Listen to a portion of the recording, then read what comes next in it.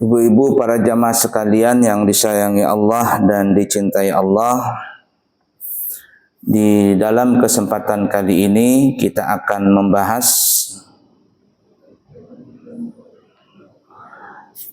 perkataan nasihat dari Abdullah bin Amr ibn al-As. Abdullah bin Amr ibn al-As radhiyallahu taala anhuma. Bapak dan anak keduanya sahabat, makanya disebut radhiyallahu taala anhuma. Semoga Abdullah dan Amr diridhai oleh Allah keduanya. Apa nasihat Abdullah bin Amr ibn al-As? Perhatikan ini ya. Khamsun man kunna fihi sa'ida fid dunya wal akhirah. Ada 5 perkara yang bisa menyebabkan seseorang itu bahagia, beruntung di dunia dan akhirat. Nah, jadi kalau bisa mengerjakan yang 5 ini, orang itu akan bahagia, akan senang, akan beruntung. Orang zaman sekarang bilang apa ya? Hoki. Dapat hoki. Bahagia dan senang itu letaknya bukan di harta, bukan di rumah, bukan healing. Tahu healing ibu-ibu? Jalan-jalan. Belum tentu orang yang suka healing itu bahagia. Oh, belum tentu. Sekalinya, kenapa dia suka jalan-jalan? Banyak hutang, takut dikejar sama rentenir, jalan-jalan ya. Karena kalau di rumah ditangkap rentenir nanti dia. Tandanya orang bahagia itu bukan banyaknya duit berlipat-lipat. Bukan tandanya rumah besar bertingkat. Bukan mobilnya baru, catnya mengkilat. Bukan juga istrinya cantik, memikat. Sampai-sampai diisi bini 4. Nah, bukan itu tandanya orang bahagia. Tapi bahagia itu letaknya di mana ya? Di hati. Ada dulu tahun berapa ya? Di SCTV atau di mana itu ada program acara namanya Tukar Nasib. Pernah nonton nggak? Zaman tahun berapa ya? Mungkin ada 10 tahun yang lalu. Tukar nasib. Orang kaya tukaran nasib sama orang miskin. Nggak lama-lama, 3 hari aja. Saya pernah nonton itu beberapa kali. Nah, salah satu program di situ ada orang kaya, suaminya direktur, istrinya ya termasuklah sosialita, wanita sosialita, kerjaannya kumpul teman, arisan. Anaknya biasalah, namanya anak orang kaya kan. Ditawarin sama SCTV program itu untuk tukar nasib sama orang miskin. Bapaknya atau suaminya suka, ayo deh tukar nasib 3 hari aja, nggak lama-lama. Istrinya berontak, nggak mau katanya. Tentulah orang kaya jangankan selama-lamanya, sehari atau 3 hari aja jadi orang miskin, mana mau dia. Sudah biasa kaya, betul nggak? Tapi dibujuk sama suaminya, akhirnya istrinya mau. Kata suaminya, insya Allah kita akan mengambil pelajaran dari program ini. Karena kan orang kaya itu, kalau orang kaya nggak pernah miskin, repot juga. Nah itu tuh. Beda loh, orang kaya dengan sebab warisan sama orang kaya dengan sebab usaha. Kan ada orang kaya dengan sebab warisan, bapaknya orang kaya, mamanya orang kaya, anaknya kaya, biasa itu. Tapi kalau orang yang kaya dari sebab perjuangan dari waktu dia masih di bawah sampai dia menjadi orang besar, itu beda itu. Beda sekali stylenya, beda sekali gayanya dan sebagainya. Ketika orang-orang yang memang asalnya dari bawah lalu dia jadi orang kaya, dia melihat seseorang yang miskin, dia akan teringat seperti dia zaman dulu. Dan pada saat itu dia akan iba. Tapi kalau orang yang kaya dengan sebab warisan, mentang-mentang bapak mamanya kaya, dia jadi kaya, itu biasa aja. Nah, jadi tukar nasib ini, keluarga direktur tukar nasib sama orang pemecah batu. Pokoknya orang miskin lah begitu. Kalau kita pikir orang miskin mungkin jadi orang kaya, tidak usahlah selama-lamanya. 3 hari mungkin dia senang. Yang orang kaya jadi orang miskin tentunya dia menderita. Kita pikir seperti itu, tapi coba lihat kenyataannya. Ternyata tidak. Yang orang miskin ini satu keluarga jadi orang kaya. Malam hari tidur dalam satu kamar. Dilihat nggak ada jendela yang terbuka, pintu tertutup, tapi dingin banget. Ternyata apa ya? Pakai AC. Nggak lagi tidur di kamar, tidur di ruang tamu, satu keluarga tidur di situ. Lebih enak di sini kayaknya, berhamparan di tikar. Karena di kampung biasanya pakai tikar aja. Ternyata bahagia itu bukan di kasur yang empuk, di tikar aja bisa tidur. Gara-gara pakai AC masuk angin sakit perut, mau buang air besar. Bingung dia. Biasanya di sungai Betakai aja, atau Betakai lah ibu-ibu. Duduk di jamban, tanpa disiram, larut sendiri dia. Ini duduk di WC. Kita, nih ya, yang biasanya WC duduk dikasih, yang biasanya WC jongkok dikasih WC duduk. Itu kalau nggak biasa, nggak mau keluar tuh. Jar orang Banjar hancat tahinya. Tahu hancat nggak? Nggak mau keluar dia. Dikasih WC duduk, nggak mau keluar dia. Akhirnya apa? Dinaikinnya itu WC duduk tadi. Untung nggak pecah. Ya, lihat orang yang berumrah tuh, orang berumrah, orang bahaji, orang pertama kali naik hotel seperti itu, bingung dia, dinaikinya. Kalau nggak begitu nggak mau keluar dia katanya, hancat tahinya. Sudah keluar bingung lagi gimana syarat nyiramnya, disiram-siram gak masuk, padahal tinggal mincik aja begitu. Istrinya mau masak bingung, biasanya pakai kayu bakar, ini kompor gas bingung pokoknya. Kalau yang direktur jadi orang miskin, jelas dia menderita. Kenyamukan, yang biasanya tidur pakai AC, nggak pakai AC. Yang biasanya masak pakai kompor gas, lah ini pakai kayu bakar, bingung. Tapi kembali ke orang miskin tadi, katanya, enak tinggal di rumah sendiri katanya. Enak tinggal di kampung. Menderita jadi orang kaya. Ya kita pulang aja katanya.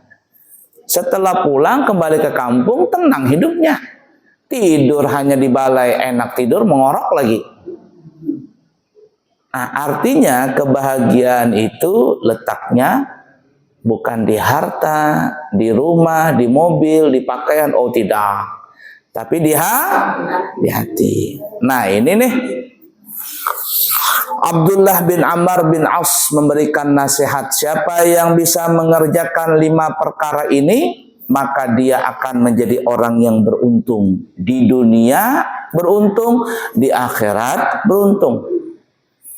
Jar orang Bahari namanya doa sapu jagat. Taulah ibu-ibu doa sapu jagat tuh. Rabbana atina fid dunya hasanah wa fil akhirati hasanah wa qina adzabannar. Dunia hasanah, akhirat hasanah. Jauh dari masuk neraka.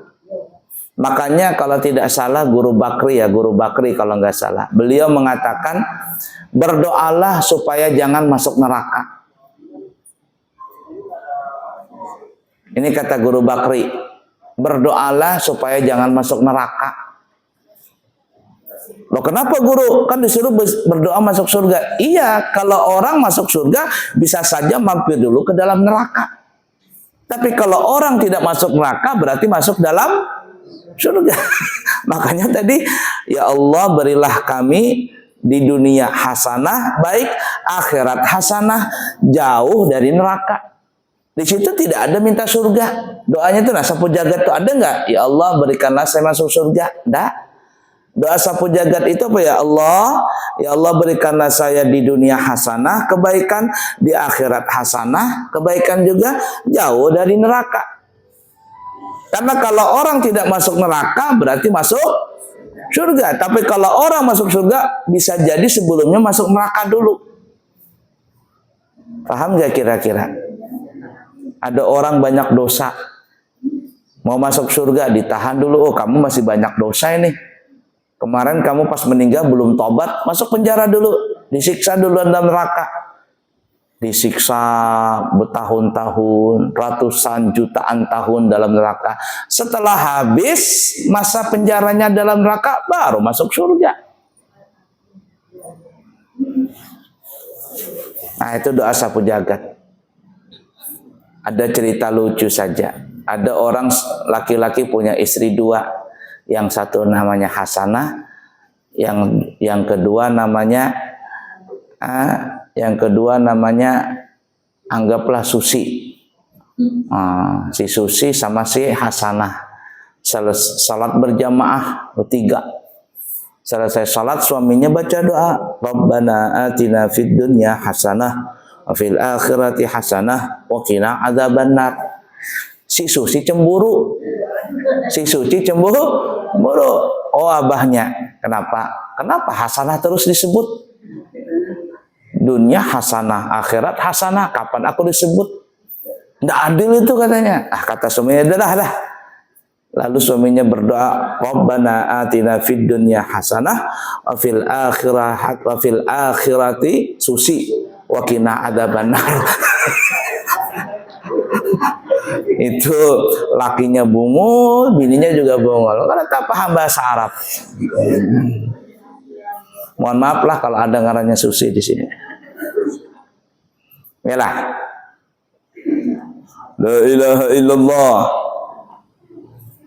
Ada 5 perkara yang siapa pun mengerjakannya, mengamalkannya, dia beruntung dunia dan akhirat.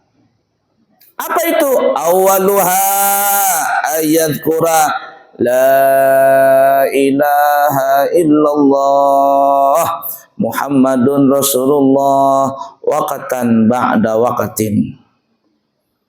Pertama adalah dia membaca la ilaha illallah Muhammadun Rasulullah di setiap saat. Setiap saat. Lisannya la ilaha illallah Muhammad Rasulullah. Tapi yang paling mantap bukan hanya di lisan. La ilaha illallah itu sampai ke dalam hati. Apa artinya la ilaha illallah? Tiada Tuhan selain, itu biasa.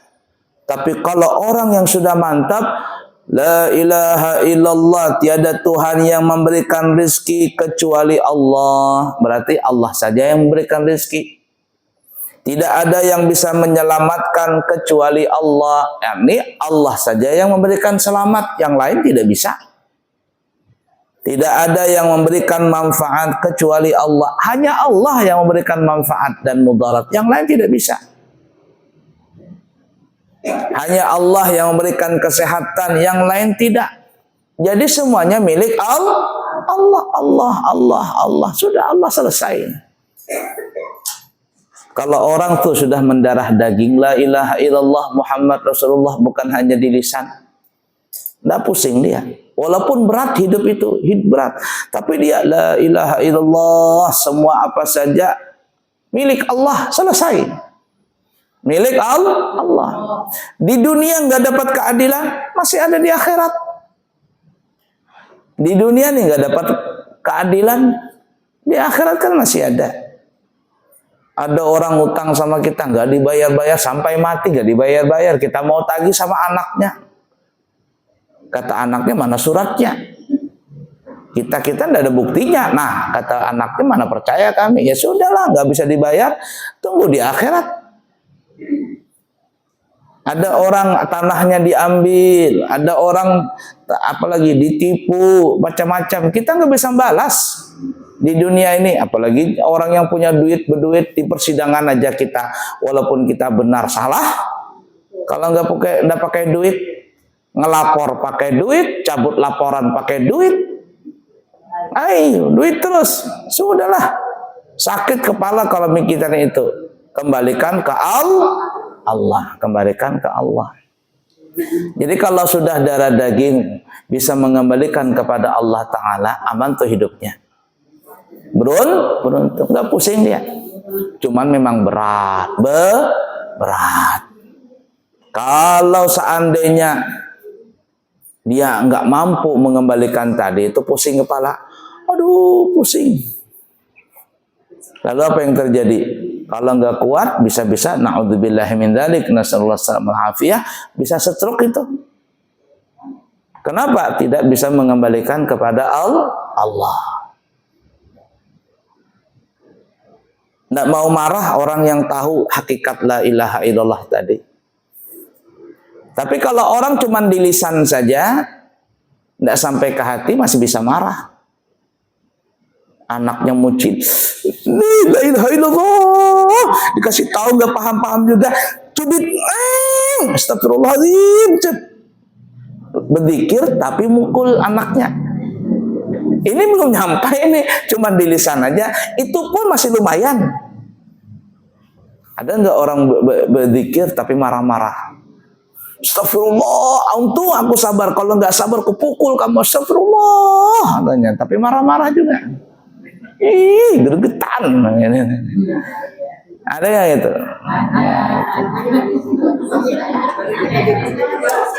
Ya, itu belum sampai lagi ke dalam hati, masih di lisan dia.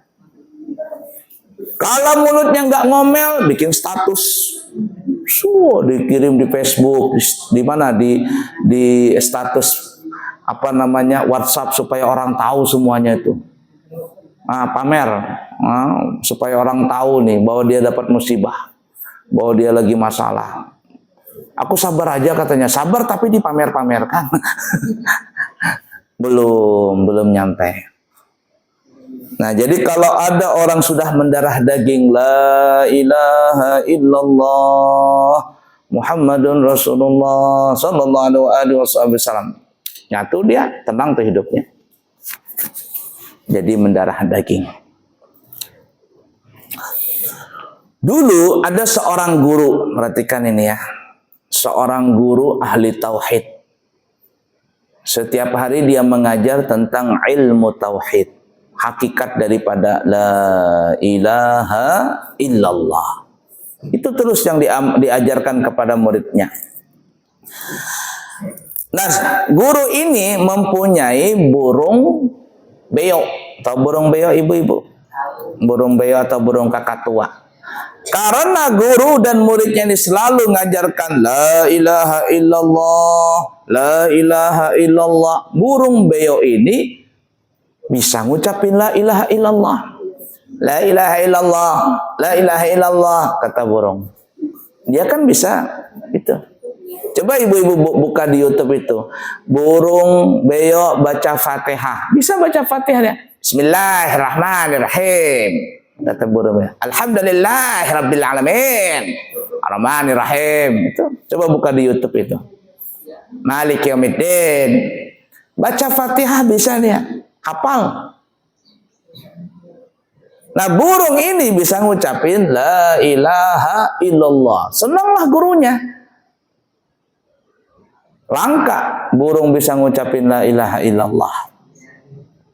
Suatu ketika sang guru ini memberi makan kepada burung itu, dibuka sangkarnya, kasih makan. Lupalah guru ini menutup sangkar tadi. Entar dulu, belum selesai ceritanya.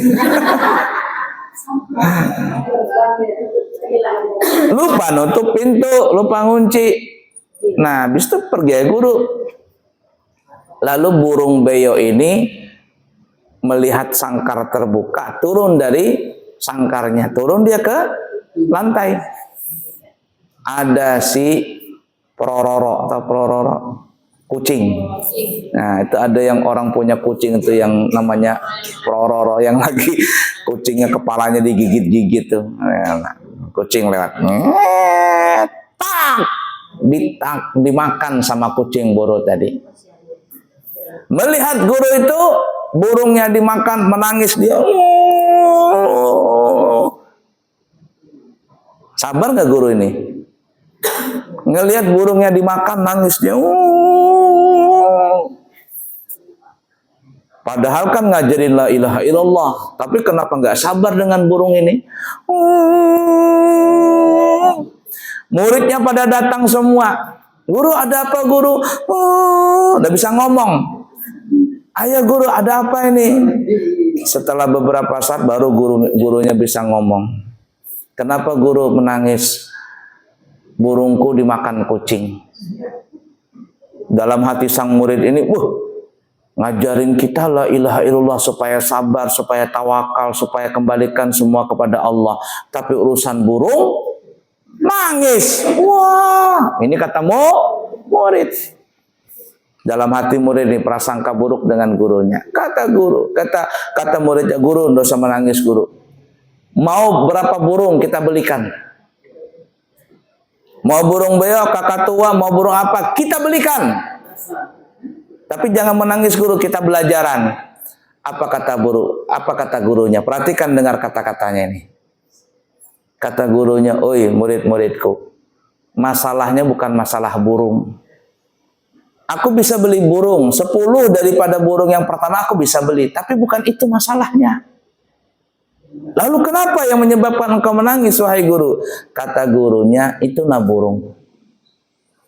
Setiap hari dia mendengar kalimat la ilaha illallah, dia mudah mengucapkan la ilaha illallah, la ilaha illallah, la ilaha illallah, la ilaha illallah. Tapi di akhir hayatnya, lehernya masuk ke mulut kucing. Yang keluar dari mulut sang burung itu bukan la ilaha illallah, tapi burung itu dia mati. Nanti di akhirat gak masuk surga, gak masuk neraka, dia jadi tanah. Tapi bagaimana dengan diriku, kata guru ini? Ini aku nih. Aku ngajarin kalian la ilaha illallah. Ngajarkan kepada kalian hakikat la ilallah. Kira-kira aku khawatir jangan-jangan aku nanti mati seperti burung itu tuh. Bukan la ilaha illallah yang aku ucapkan, tapi itu aku ngeri seperti itu. Kalau aku mati seperti itu bisa neraka jadinya. Itu yang menyebabkan aku menangis, bukan karena burungnya, tapi suara akhir hayat burung itu bukan la ilaha illallah, tapi tadi. Bagaimana dengan aku nanti? Mendengar jawaban itu semua muridnya menangis. Memikirkan nasib masing-masing tadi. Kira-kira selamat gak nanti atau tidak? Itu yang tadi namanya mendarah daging la ilaha illallah. Tapi tidak mungkin lah kalau orang sudah terbiasa la ilaha illallah, apalagi sudah mendarah daging la ilaha illallah dalam hatinya tadi. Gak mungkin dia matinya jelek, pasti baik. Pasti baik. Ya, ibu-ibu. Maka biasakan tadi tuh. Ayat qura la ilaha illallah Muhammadun Rasulullah waqtan ba'da waqtin. Kata Abdullah bin Amr bin As, orang yang beruntung itu orang yang selalu membaca la ilaha illallah Muhammad Rasulullah setiap saat. Artinya kalau ada sesuatu la ilaha illallah, la ilaha illallah, zikir itu tuh. Jangan nang disambatin nang macam-macam. Apakah kalau anak zaman sekarang anjay? Apa itu? Tidak ada manfaatnya kalimat apa itu anjay? Apa itu? Jangan. La ilaha illallah. Apalagi nang kita tuha-tuhannya Kalau sedikit kaget la ilaha illallah. Ada masalah la ilaha illallah. La ilaha illallah. La ilaha illallah. Agar apa ya? Pada saat nanti di akhir hayat nanti mudah untuk mengucapkan la ilaha illallah. Abu Ya Ahmad Syarwani yang baru haul kemarin pada hari Ahad, beliau pernah cerita dulu. Beliau nih, kata Pak Kiai Haji Ahmad Syarwani Zuhri. Dulu kata beliau ada orang mau meninggal dunia. Ada orang mau meninggal dunia. Ditalkinkan. La ilaha illallah. Sekak katanya. Hah? Bingung orang. La ilaha illallah. Sekak. Nah, apa sekak-sekak ini? Oh, ternyata waktu hidup di dunia main catur aja melulu. Sekak akhirnya jar malaikat sekak ster. Apalagi innalillahi wa inna rajiun. Nah, lisan kita ini di dunia ini penentu nanti di akhirat. Kalau kita sering la ilaha illallah, la ilaha illallah, mati nanti la ilaha illallah juga. Tapi kalau ada orang yang suka mulutnya di dunia ini ngomongin orang, buka aib orang, ngerumpi, jelek-jelekin orang, kata-katanya kotor, jorok, pono, mati juga begitu. Naudzubillahi min dzalik, nasallallahu alaihi wasallam. Jadi yang pertama supaya beruntung sering-sering membaca la ilaha illallah Muhammadun Rasulullah. Nah, itu dibaca terus. Apalagi kalau bisa baca 70.000 kali. Jar orang Banjar Pak, 7 laksa. Siapa yang membaca la ilaha illallah 70.000 kali nih, walaupun bercicil nih. Hari ini umpama 1.000 atau 500, besok sambung sampai 70.000 kali, maka dia dibebaskan dari api neraka. Nah, jadi sebelum meninggal tuh, nah, berhitung tuh. Orang Bahari, Bu ya, orang Bahari nih. Itu menyediakan batu kerikil. Beli, jangan ngambil punya orang. Batu kerikil tuh beli tuh, nah. Nah, umpama ada 100 biji. Dibagi umpama 20 ya kan sekepok begini, kalau 20 ada nggak kira-kira segini. Nah, itu dizikir la ilaha illallah, la ilaha illallah, la ilaha illallah, la ilaha illallah, la ilaha illallah sampai 70.000 kali itu nah. Batu kerikil itu nah. 100 kah, 100 biji kah, 200 biji kah? La ilaha illallah, la ilaha illallah. Sambil membaca sambil dipindahkan tuh batu kerikil tadi. Kalau sudah cukup 70.000 kali, hanya dibungkus. Dibungkus, dijahit. Itu orang Bahari itu. Berpesan lawan anak cucu. Nah, inilah kalau mama atau abah meninggal, ini nah jadi bantalannya. Orang meninggal itu kan masuk dalam kubur kan dikasih ini. Supaya kada tergelimpas badan tuh. Nah, diganjal di kepala, di pinggang, di bahu, di pinggang, di kaki, supaya mayat itu menghadap ke arah kiblat. Karena kalau tidak dikasih itu dia tergelimpas nanti hadap ke atas, tidak boleh. Padahal wajib mayat itu dihadapkan ke arah kiblat. Nah, itu jadi bantalannya, jadi apa? Ya, jarang Banjar bantalannya. Nah, ditahan di sini. Nah, nanti pas kita meninggal tuh, nah di sini. Nah, kayak begini nah dikasih di belakang sini.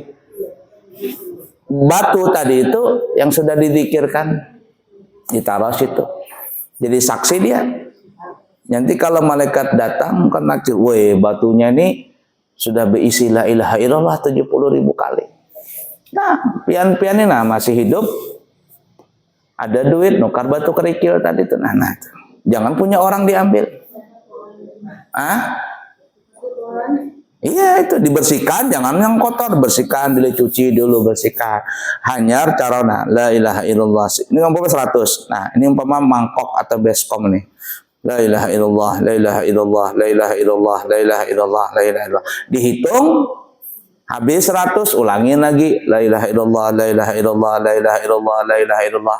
Habis ulangin lagi sampai 70.000 kali zikir tadi. Batu kerikilnya cuma 100 saja. 100 kah 200 kah terserah saja. Nanti selesai itu nah dijahit, jar Banjar dikadut dijahit pakai kain. Nah, itu ditaruh. Jadikan bantal dia. Itu orang Bahari begitu. Ya, kita masuk dalam kubur, bukan kita pang menaruh berwasiat. Nah, kalau kita naruh sendiri pakai itu, bukan orang. Kalian orang semua. Kita berwasiat. Nah, dipikir nih. Nah, bebesan lawan anak. Nah, ini nah. Orang bahari kan begitu, kain kapan sudah ada. Nih kain kapan, papan sudah ada. Menukar itu pakai duit yang halal, jangan duit yang kada halal. Ya, duit yang halal.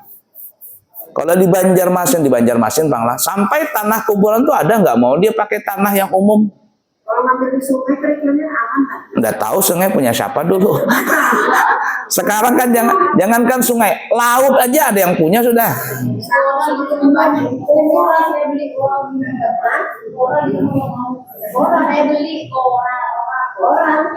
Betul orang.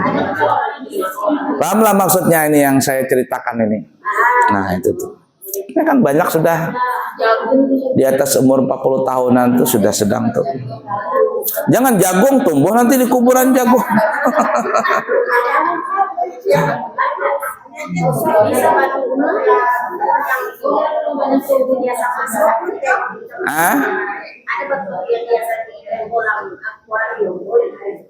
Ya terserah saja, terserah. Kalau batu kerikil itu kan besarnya kayak jempol-jempol gini nah. Paham gak maksud saya? Umpama 100 biji nih.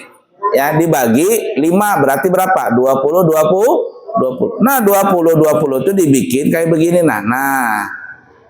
Ini umpama kain nih, nah, ini kain. Dimasukin dalam sini, dijahit. Paham gak maksud saya? Nanti kalau meninggal kita pesan, jangan kita yang taruh sendiri. Ini mama lah, nih kalau mama meninggal, ini nah, biar kekanakan balik papan lepoannya atau lepoan.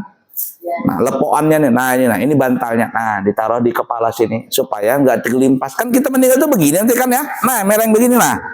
Nah, ditaruh sini 1, 2, 3. Kalau nggak ada pakai itu nanti tergelimpas begini.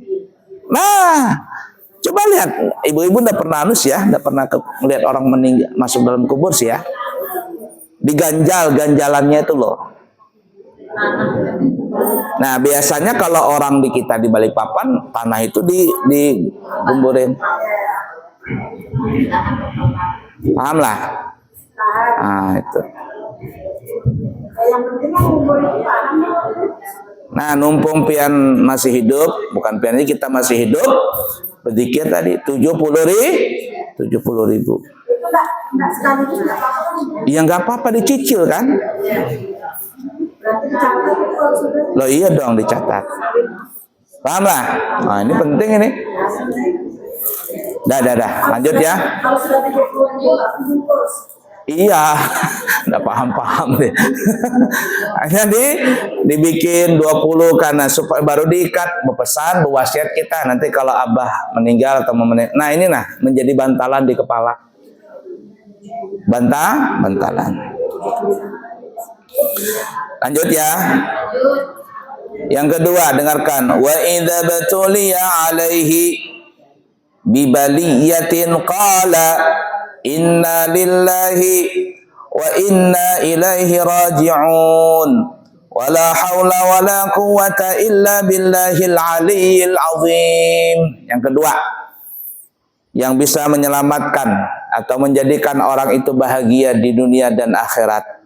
Apabila orang itu kena musibah, kena bala, keluar dari mulutnya inna lillahi wa inna ilaihi raji'un. Di sini tambahannya wala haula wala quwwata illa billahil aliyyil azim. Apa artinya ya? Kita ini milik Allah, kita kembali kepada Allah. Selesai. La haula wala quwata, tidak ada daya, tidak ada kekuatan kecuali Allah. Kita pasrah, mau bagaimana lagi sudah? Apa kita ini? Ya kembali hakikatnya la ilaha illallah juga tadi. Tapi dibaca ini pada saat terkena musibah pertama kali. Kalau sudah 3 hari, 4 hari, aku sabar aja saudara. Itu mah basi, sudah expire sudah sabarnya. Kena musibah, boom. Di situ kita luar biasa cobaan tadi, baru kita nangis nggak apa-apa, biasa nangis. tapi ingat la ilaha illallah, inna lillahi wa inna ilaihi raji'un, Allahumma ajirni fi musibati wa akhlif li khairan minha. Biasa nangis. Nabi Muhammad saja ketika anak beliau Ibrahim meninggal dunia, sahabat bertanya, "Ya Rasul, ada apa ini air mata?" Kata Nabi, "Ini air mata rahmat." Air mata rahmat biasa. Menangis itu nggak apa-apa. Yang tidak boleh itu kalau begulung-gulung, wah, bak, baju, ada karuan lagi dah. Itu yang nggak boleh. Iya enggak? Bahkan siapa yang membaca inna lillahi wa inna ilaihi raji'un ini, ada tambahnya lagi, Allahumma ajurni fi musibati wa akhlif li khairan minha. Itu ada doanya di kitab Risalah Amaliyah. Siapa yang baca doa itu ketika pertama kali dapat musibah, maka Allah Subhanahu wa taala akan memberikan yang lebih baik untuk dia daripada yang pertama. Ummu Salamah Hindun Ummu Salamah ketika meninggal suami beliau berkata, tidak ada laki-laki yang paling baik menurutku kecuali suamiku sendiri. Lah iyalah, suaminya dia. Rasul mendengar itu, lalu Rasulullah SAW memberikan doa kepada Ummu Salamah. Bahasa kitanya nih ya, wahai Ummu Salamah, mau nggak aku ajarkan satu doa kepadamu? Apabila kau membaca doa ini, maka engkau akan mendapatkan yang lebih baik daripada yang pertama. Rasul tidak mengatakan kalau kau baca ini nanti kamu dapat laki yang lebih baik daripada yang pertama. Tidak, Rasul tidak mengatakan demikian. Rasul tidak mengatakan kalau kamu baca doa ini kamu nanti dapat suami yang lebih baik daripada suamimu. Tidak begitu. Nabi cuma mengatakan apabila kau baca doa ini maka kamu akan mendapatkan, maka Allah akan memberikan kepadamu yang lebih baik daripada yang pertama. Ummu Salamah nggak paham maksudnya apa ini.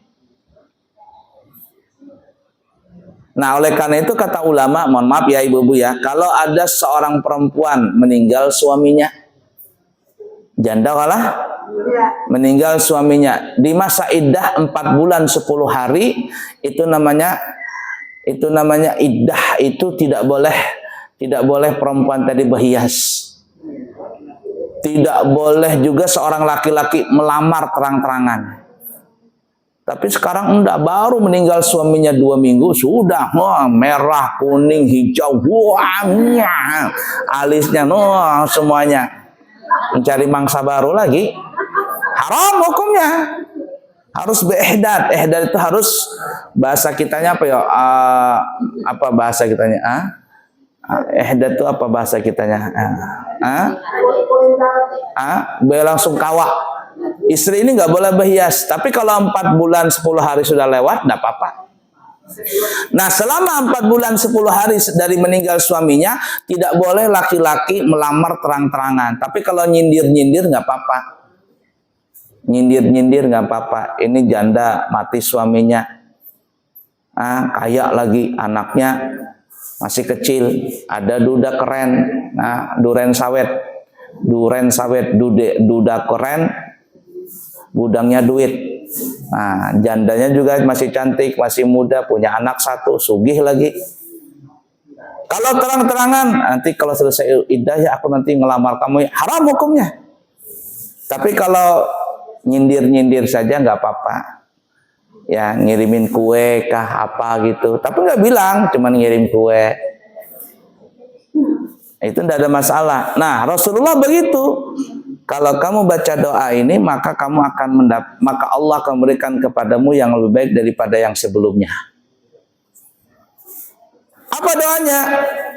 Ummu Salamah nggak paham. Lalu Nabi mengajarkan inna lillahi wa inna ilaihi raji'un. Allahumma ajurni fi musibati wa akhlif li khairan minha. Itu ada doanya di kitab Risalah Amaliyah. Sesungguhnya kami adalah milik Allah dan kami akan kembali kepada Allah. Ya Allah, berikanlah pahala kepadaku dari musibah ini dan berikanlah kepadaku yang lebih baik daripada yang sebelumnya. Selesai iddahnya Ummu Salamah, ringkas kata Nabi pun melamar Ummu Salamah dan akhirnya menikahlah Ummu Salamah. menjadi istri Nabi kita Muhammad sallallahu alaihi wasallam. Lalu Ummu Salamah berkata, dulu aku nggak ngerti maksudnya apa doa ini.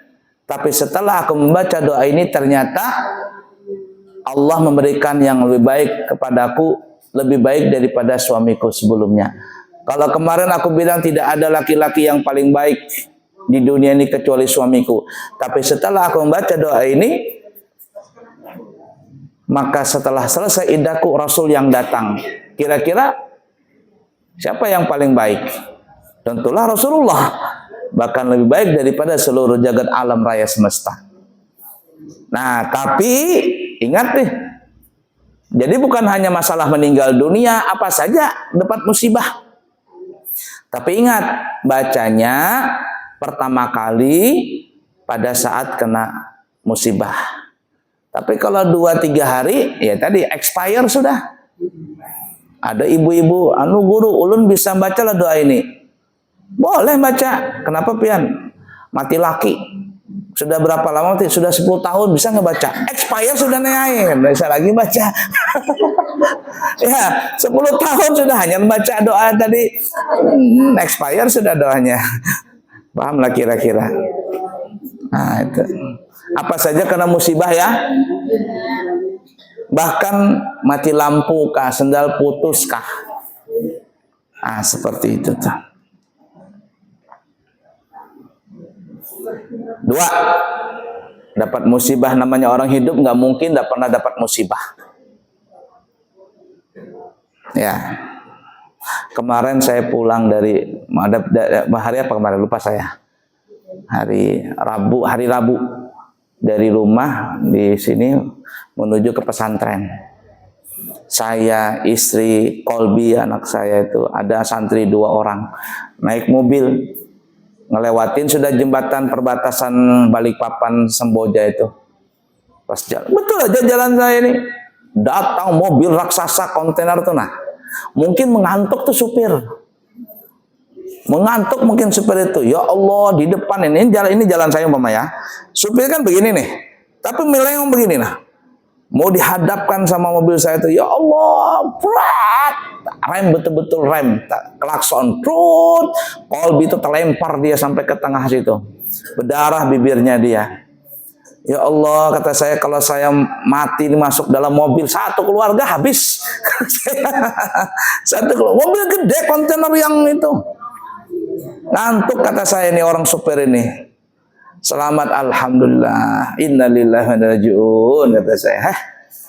Mendibar apa aja orang itu. Itu santri saya pas turun sampai di pesantren menggetar dia.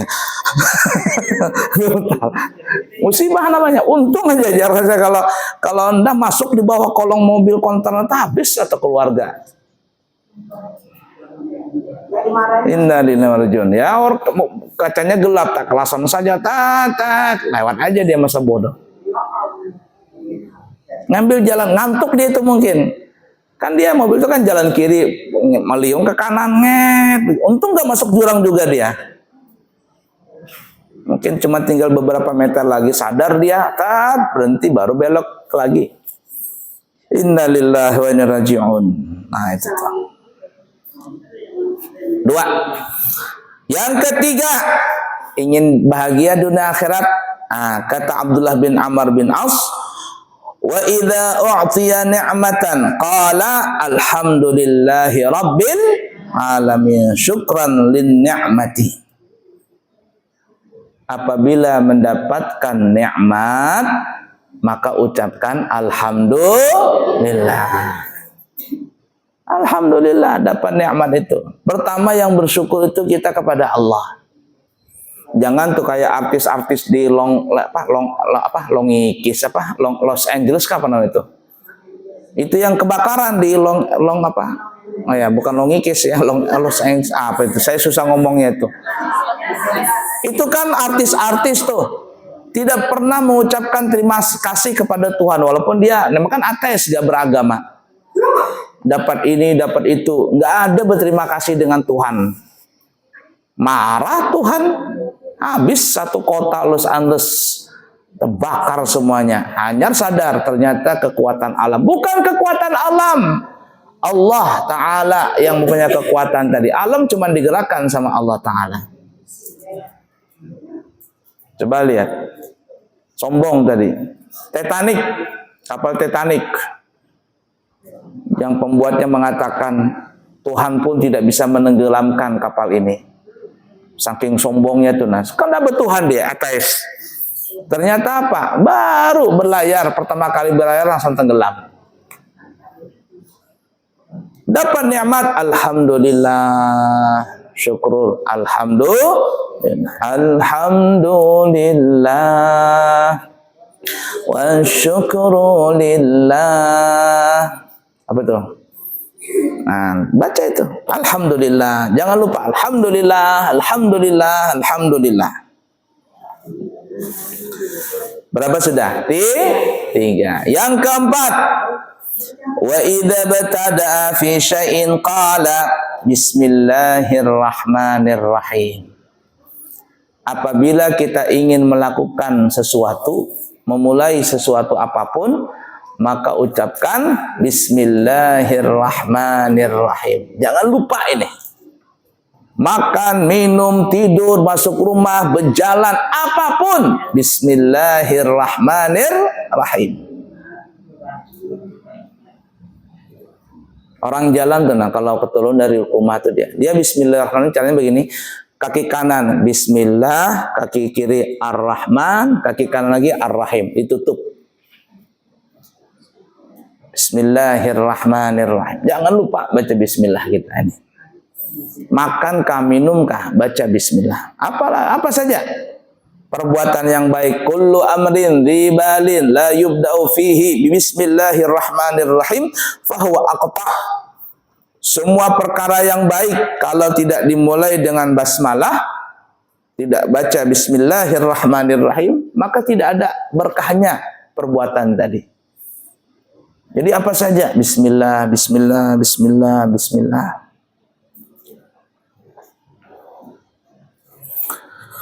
La ilaha illallah Muhammad Rasulullah sallallahu alaihi wasallam. Ada seorang murid belajar kepada guru. Murid ini rumahnya di seberang sungai. Setiap kali kalau mau belajar ke pengajian, sang murid ini nyewa pelutuk, nyewa ketinting, bahasa kitanya apa ya?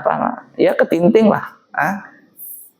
Nyewa jukung, nyebrang tuh. Anggaplah 5.000 begitu.